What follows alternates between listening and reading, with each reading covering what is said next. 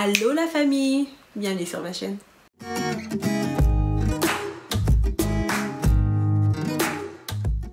On va tout de suite rentrer dans le vif du sujet aujourd'hui parce que tu sais toi-même que lorsque j'ai une story time, il y a les piments dedans, il y a les pistes dedans. Donc on va même pas perdre de temps avec la grande question, est-ce qu'une chrétienne va avoir une relation avec un non-chrétien, épouser ultimement un non-chrétien, parce que le but d'une relation pour moi c'est de se marier, là c'est pour ça qu'on se met en couple. Donc est-ce que c'est possible? Je te réponds tout de suite avec mon expérience. Alors contexte, en 2013 lorsque ma relation s'est terminée, la relation qui m'a conduit à Jésus, ouais je fais mes mimes moi-même maintenant, l'une des choses que j'ai gardé à l'époque en sortant de cette relation, c'est que ce gars-là m'avait dit, maintenant que j'ai fini avec toi, plus personne ne voudra de toi. Et ça, c'est un mensonge que j'ai acheté, que j'ai pris à cœur, que j'ai mis dans ma poche. Et je me suis assurée qu'elle allait m'accompagner partout où j'allais aller. J'ai cru à ça. Donc, j'ai donné ma vie en 2013. Ça ne m'a pas empêché d'être écrasée par ce mensonge et de croire de tout mon cœur qu'effectivement, il n'y a personne qui voudrait de moi. Aujourd'hui, je suis comme...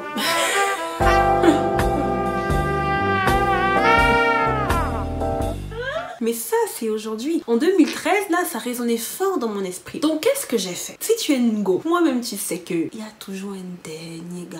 Ça a dit que le gars, là, on monte, on descend. Comme David disait quand il était dans les psaumes, que même si je descends dans les profondeurs de la terre, tu es là. Il y a un gars là, c'est comme ça qui t'aime, c'est comme ça qui te dolo. J'avais aussi mon gars là, comme ça, là, que je savais que même s'il se passe quoi, il est dedans. Fait que je me suis dit, ok, je vais prouver à cet autre gars que quelqu'un peut vouloir de moi. Et en plus, ça va fonctionner parce que moi-même je serais convaincue que maintenant j'ai de la valeur, qu'on m'aime, va redorer mon blason, tout ce que tu veux. C'est un gars que j'avais connu au pays, on était amis. Dans les années qui ont suivi, bon, on a souvent essayé d'avoir une relation à distance, mais ça fonctionnait pas trop. Je l'aimais beaucoup en tant qu'amie, en tant que personne, on s'entendait vraiment très bien, mais j'avais jamais été amoureuse de lui, donc je lui avais jamais vraiment donné sa chance. Bon, quand la vie m'a chicoté, j'étais comme non, tout le monde a le droit. Là tu deviens politicienne. Moi je pense qu'il faut laisser tout le monde pouvoir se présenter à la présidence. Oui, je crée aussi mes propres expressions. En novembre ou décembre 2014, donc un an après mon autre relation, un an après avoir donné ma vie à Dieu, j'ai décidé que j'allais retenter le coup avec lui. Moi j'étais maintenant chrétienne et lui n'était pas chrétien. Il était même musulman. Et en janvier 2015, je suis descendue au Cameroun pour 2 mois. Ça a été vraiment l'occasion pour nous d'essayer de développer notre relation parce que depuis le moment où je l'avais rencontré, on n'avait jamais fait 2 mois, genre 8 semaines dans le même pays. J'étais ouverte à tomber amoureuse de lui, j'étais ouverte à vraiment avoir une relation et à dépasser les paroles dures, méchantes et fausses que j'avais entendues dans ma relation précédente. Malheureusement ou heureusement, je ne sais pas, c'était aussi à la période où j'étais en train de grandir spirituellement. L'année 2014 a été ma première année en tant que chrétienne. J'apprenais, j'étais un bébé spirituel. J'écoutais beaucoup sur qui était Jésus, j'écoutais des enseignements, j'essayais de me trouver ma place dans une église locale. J'étais vraiment en train de croître en fait, mais j'étais pas encore totalement rendue là. Le fait que tu deviennes chrétien et que tu donnes ta vie à Jésus veut pas dire que you have all the answers, you know exactly what to do and you will never sin again. J'avais encore des petits trucs où c'était pas trop clair. J'avais arrêté des trucs comme les boîtes de nuit, certaines de mes amitiés qui avaient juste des cadres dans lesquels je ne voulais plus être. Mais il y avait encore des lignes floues. Et l'une des lignes floues était des relations intimes avec le garçon en question.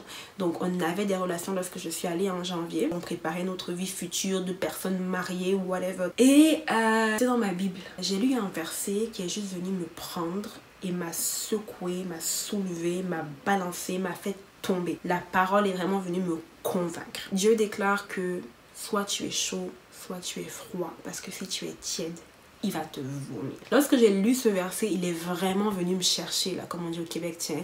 Il est vraiment venu me parler, j'étais comme wow. Donc là, en ce moment, j'ai un pied dans le monde parce que je pratique des choses du monde. Et j'ai un pied dans Dieu parce que, hey, I love him. Dieu, là, c'est mon début, c'est ma fin, soi-disant. Donc en ce moment précis, Dieu va me vomir. Fait qu'il faut que je fasse un choix. Mais mon choix n'a pas été si clair. Je n'ai pas compris que mon choix était soit une relation avec un non-chrétien, soit une relation avec Dieu. Je me suis dit non, je vais réussir à avoir les deux, je gère la situation. Donc je suis allée voir le gars, je me dis écoute, tu sais quoi, Dieu m'a parlé, donc je pense que ça là, il va falloir que ça s'arrête. On aura des relations de nouveau lorsqu'on sera mariés. Il m'a répondu mais il y a pas de problème Samantha, mais je veux t'épouser depuis que je t'ai rencontré, donc il y a pas...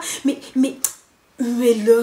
Mais non, non, non. Il n'y avait pas de problème pour lui. On a tenté d'avoir des relations et on s'est dit qu'on va les reprendre quand on sera mariés parce que de toute façon, c'est là qu'on allait, non? On allait se marier. So, quelle différence ça allait bien faire. En plus, ne faisons pas semblant. C'était une relation à distance. Donc, ce n'est pas comme si j'allais être là forcément pour que la tentation soit au summum. Non. Je me suis sentie super bien. Je suis allée faire mon brisement de lien. On en parlera dans une autre vidéo. Et j'ai repris mon avion. Mais lorsque moi j'ai eu ce verset-là qui est vraiment venu me convaincre, j'ai remis tous les points de ma vie en question et j'ai essayé vraiment de voir si dans tous les points de ma vie j'étais chaude, froide ou tiède. Et le but était de venir à la chaleur, ok? Parce qu'il était temps que le thermostat change, parce que je suis le thermostat, je me donne la chaleur, je ne suis pas le thermomètre, je ne prends pas la température, c'est moi qui la donne. Donc il était question que j'aille mettre de la chaleur dans tous les domaines de ma vie. Et il se trouve que dans ma relation avec lui, il y avait beaucoup de petits trucs où j'étais pas sûre que ça allait être chaud. On parlait par exemple de ouais, on va se marier, on va vivre ensemble, et j'avais des questions de genre vendredi moi j'irai pas à la mosquée, et le dimanche lui il est comme oui mais moi j'irai pas à l'église, et moi je me demandais mais dans ce cas où est-ce que nos enfants vont aller? Mais jusque là hein, je tenais mon bout, je lâchais pas. Tous les matins j'étais en train de prier pour lui, Seigneur convertis-le, qu'il donne sa vie. C'est comme ça qu'on évoluait, mais vraiment dans des petits trucs chaque jour, même à distance, j'arrivais à voir qu'il y avait un truc qui allait pas. J'avais vraiment l'impression que lorsque je lui faisais plaisir ou lorsque j'acceptais de faire une concession quelconque avec lui, Dieu était pas content. Dans ma relation avec Jésus, là il y avait quelque chose qui allait pas. Jésus aimait pas ça. Et ça marchait aussi dans le sens inverse. Lorsque je faisais quelque chose qui plaisait vraiment à Dieu, l'autre de son côté avait l'impression que j'étais en train de me radicaliser. Le point tournant, là on a explosé, c'était plus possible de se comprendre, c'est quand on a décidé de lire un livre ensemble. Le but était qu'on se rapproche parce qu'on est dans une relation à distance, il faut trouver des moyens de connecter. Il me dit qu'il veut lire 50 nuances de gris. Hey, 50 Shades of Grey. Le livre, je l'ai jamais lu. Je sais cependant que c'est de la pornographie écrite parce que même mes amies qui n'étaient pas chrétiennes, qui n'avaient pas de relation avec Dieu, pouvaient me dire qu'elles l'ont lu et que c'est de la pornographie écrite. Ça les a diverties, elles ont enjoy, elles vont aller voir le film, mais c'est ce que c'est. Je vais sur Google, je commence à checker les revues, les commentaires. Le monde s'entend pour dire que c'est du porno. Attends. Lire ce livre-là, ça va pas m'aider. Parce que le but c'est la masturbation, que j'ai des rêves bizarres, mari de nuit, tout ça, parce que je commence à m'imaginer. J'en ai pas besoin. Donc je prends la décision unilatérale de ne pas acheter ce livre-là. Et je suis allée acheter un autre livre. Bon, c'est là alors où j'ai appuyé, c'est dérangé. Non, c'est là alors où moi-même, non, j'ai dérangé. Je suis allée chercher Femme de Dieu, exerce-toi à la piété. Donc tu peux comprendre comment le gars était nerveux. On est passé de la pornographie de 50 nuances de gris à Femme de Dieu, exerce-toi à la piété, à la prière,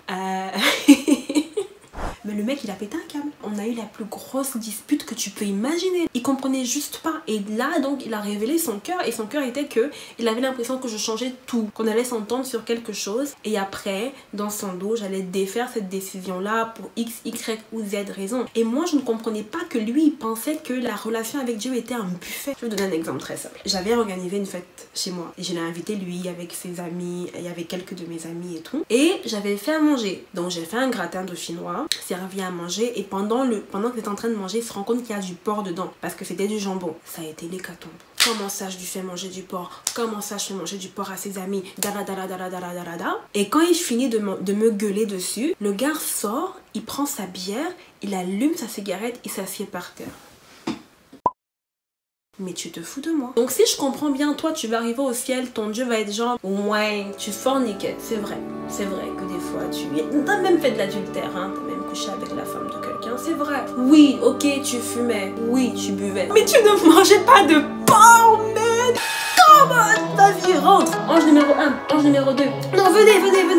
D'accord, c'est bon, il a tué quelqu'un, mais il mangeait pas de porc, le mec. Allez, donne-lui son château. Donne-lui le plus grand, hein. Et pour le délire, donne-lui du porc. Alors, on est au ciel maintenant, arrête ton délire. Non, arrête, non, j'ai prié dessus. Moi, je lui expliquais que ma relation à moi avec Dieu, là, c'était pas un buffet. Donc, j'arrivais pas sur le plateau. Et je choisissais qu'est-ce que je veux. Genre, l'avortement, j'aime pas trop. Ça tue des bébés, je vais pas le prendre. Le mensonge, écoute, je te dirais qu'on en a besoin. Fait que non, ça je vais le garder, Jésus. Non, c'est bon. Je garde le mensonge. Ça c'est bon. Le vol, ça dépend, parce qu'il y a des choses que moi je me dis ça me revient. Je pense que j'ai le droit de les prendre. Mais si c'est genre voler une banque, non, ça je te promets, je vais pas le faire. Non, je vais enlever de mon plateau. Non, c'est pour ça qu'il disait que j'étais radicale, parce que j'étais pas en train de choisir lequel des commandements j'allais suivre et lequel des commandements j'allais laisser de côté. Donc Dieu me demande d'être pure. Je suis désolée, cette pureté ne s'arrête pas à ne pas me déshabiller. Cette pureté va dans ce que je regarde, dans ce que j'entends, dans ce que je dis, dans tout ce que je fais. Il y a des musiques là que j'écoute plus parce que ben ça va pas me rendre pure, ça va pas m'emmener où est-ce que j'ai besoin d'aller, donc je ne vais pas les pratiquer. Fait que ça a créé le clash du siècle. Et donc pendant le clash du siècle, c'est là qu'on a commencé à révéler nos vrais cœurs. Parce que la Bible me dit que je dois me soumettre à toi. On va se marier, c'est ce que je dois faire en tant que femme. Mais comment je peux me soumettre à toi si toi t'es pas soumis à Dieu? T'es soumis à qui? Parce que je vais me soumettre ultimement à la personne à laquelle toi-même tu es soumis. T'es soumis à Dieu, je vais me soumettre à Dieu en me soumettant à toi. Si t'es soumis à quelqu'un d'autre que Dieu, ça va pas fonctionner pour moi. C'est un problème si on n'est pas prêt à prendre des bonnes décisions dans notre mariage, parce que les bonnes décisions pour moi, c'est les décisions que Dieu me demande de prendre. Ça, lorsque tu te mets en relation avec un non-chrétien, tu es en train d'aller vers, parce que c'est le mariage, tu vas vers une soumission ultimement qui ne sera pas à Dieu. Soit tu te soumets à Dieu et ton mari est en colère, soit tu te soumets à ton mari et ça va contre ce que Dieu a dit et bonne chance pour ta relation avec Dieu. Tu te sens partagée, tu te sens mal prise, t'es jamais heureuse, t'es jamais bien parce que tu n'as pas de paix dans ton foyer. Sans compter que le non-chrétien va vivre sa vie selon celui à qui il est soumis, comme je dis tantôt. Donc si il est soumis à sa chair, il va vivre sa vie de chair, il va vivre sa vie de maîtresse, il va vivre sa vie de sortie. On n'était même pas encore, mais que le gars m'avait déjà dit que le vendredi est réservé à ses amis. Mais on n'a qu'à se respecter. Donc il va vivre sa vie où c'est sa chair qui décide pour lui, où ce sont ses pulsions, les tentations, où tout autour de lui décide pour lui sauf Dieu. Et toi tu vis une vie où tu subis ça parce que tu es soumise à ton mari. Donc il va prendre une décision que tu vas subir pour la simple raison que tu as choisi un homme qui n'était pas soumis à Dieu. Donc on a eu le clash, j'étais comme non, si on se marie demain effectivement, qu'est-ce qu'on va faire, comment on va gérer nos problèmes? Et le gars m'a sorti clairement, tout bonnement, tout fièrement, et bien moi je vais prendre des décisions et toi tu vas les encaisser. Et non, la phrase là m'a sauvée. La phrase là a résonné dans ma tête parce que des fois on parle aux jeunes filles et on leur dit ne t'approche pas d'une relation avec un non-chrétien. Ne va pas chercher un homme qui ne craint pas Dieu. Et elle n'écoute pas. Je ne sais pas si c'est le désir de se marier, si c'est le... Je ne sais pas c'est pourquoi, mais quand elle est en train de le faire là, elle pense que c'est la meilleure décision de sa vie. Elle pense que là, ça sera doux comme ça n'a jamais été doux un jour. Mais elle oublie qu'il y a un demain et que l'ennemi t'attend. La Bible déclare qu'il est comme un lion cherchant qui dévorer. Il est là à ta porte. Il est comme un chien de garde. Paix-toi, gars. Il ne va pas te rater. Il ne va même pas te manquer.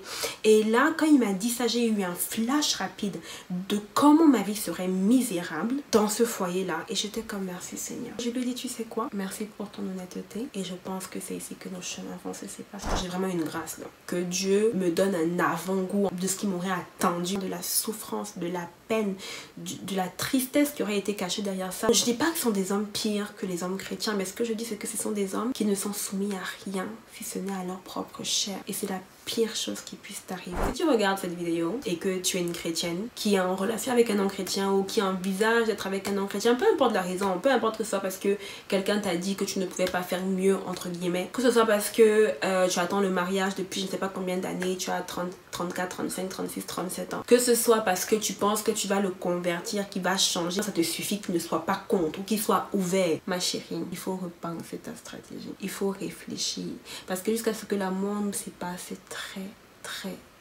long. Mais ton non-chrétien là, ça n'intéresse pas de plaire à Dieu. Ça l'intéresse de plaire à son propre corps, faire ce qu'il veut. Donc si ce qu'il veut c'est te tromper, il va te tromper. Si ce qu'il veut c'est de t'insulter, il va t'insulter. Si ce qui passe par la tête c'est X, Y, Z, il va se donner à cœur joie. Donc peu importe ce que tu crois voir dans les fréquentations, dans le fait que non, il est en train de te faire la cour, ma chérie, il faut que tu saches que le vin va tourner le jour où tu vas poser ça sur ton doigt. Donc réfléchis attentivement à où est-ce que tu veux te rendre. J'espère que je n'ai pas été trop longue. il faut vraiment que j'arrête de chanter. Ou que je continue de chanter mais en mieux. N'oublie pas de t'abonner pour voir plus de vidéos. Suivez-moi sur Instagram, envoyez-moi des sujets, mettez-les-moi en commentaire. De quoi est-ce que vous voulez qu'on parle? De mythes chrétiens, de mythes non chrétiens, de relations, de zones grises. Est-ce que c'est correct de le faire en tant que chrétien? Est-ce que c'est pas correct? Je serais ravie de faire des vidéos dessus. Partagez la vidéo, likez la vidéo, parlez de la vidéo, que ça crée des sujets de conversation. Mais avant toute chose, prenez soin de vous et veillez sur votre cœur.